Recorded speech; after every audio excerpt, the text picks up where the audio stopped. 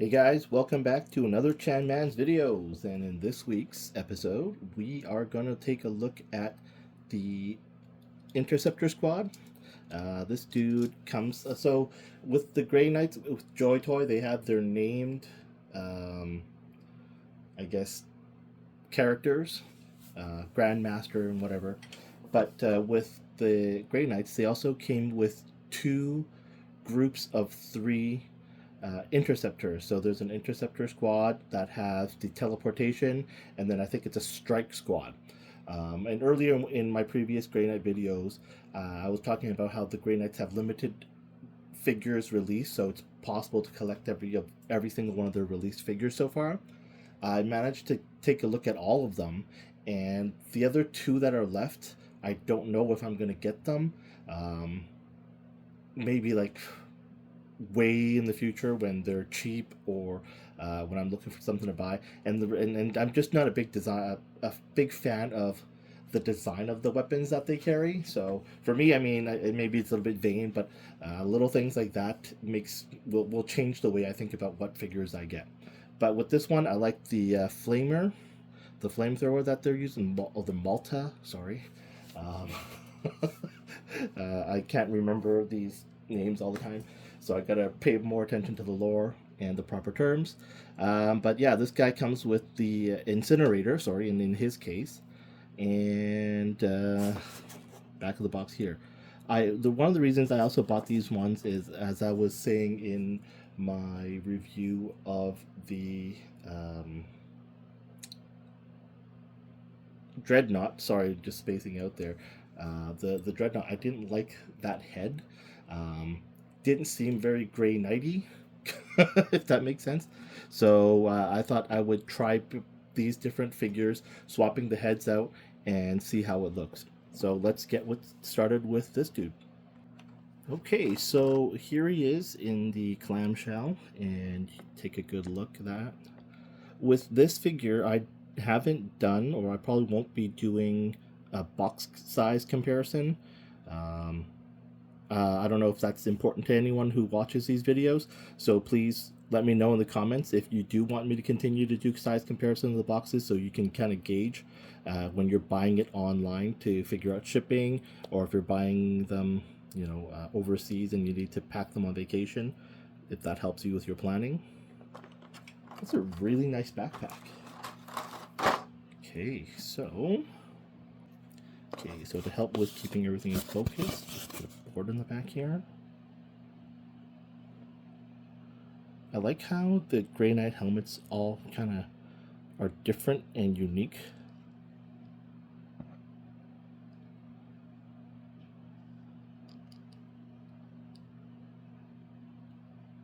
And I like how they have all the different tomes and seals that they use, and boards that they use.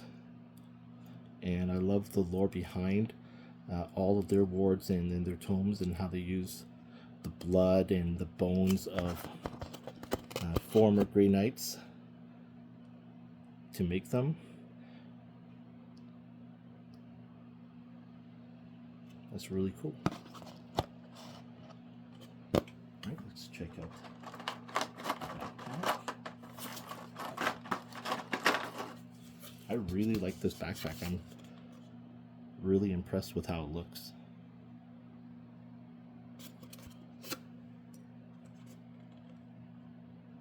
I'm also using my new light. You can see a little bit later if that helps with capturing the appearance. It's a great looking incinerator.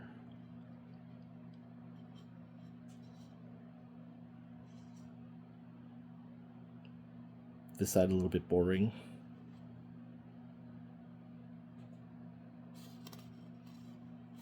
The top, bottom, and then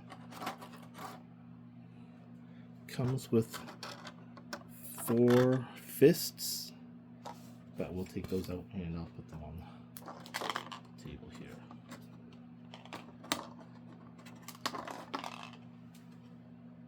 Okay, so he comes with a left trigger hand a semi-opened right hand, and then 2 completely closed fists, which are nice. And he also comes with a clear display stand, so keep him from tipping over. Okay, so for articulation, as these shoulder pauldrons aren't too big, and they actually look like there's a bit of a flexy bend here. Looks like it's probably a better design. So let's see how far we can get his arms up. That arm doesn't want to move up.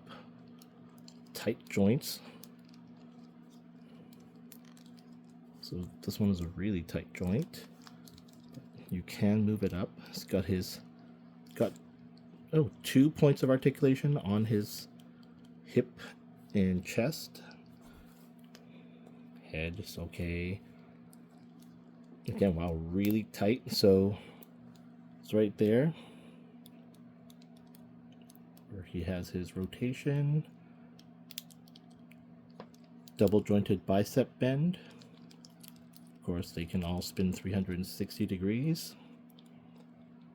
There's never any backwards motion, at least none of mine so far.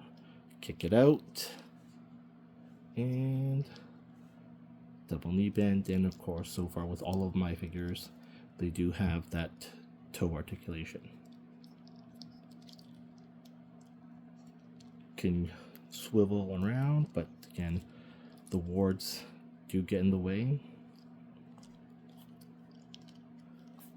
Pretty solid figure. There is limited outwards motion, and then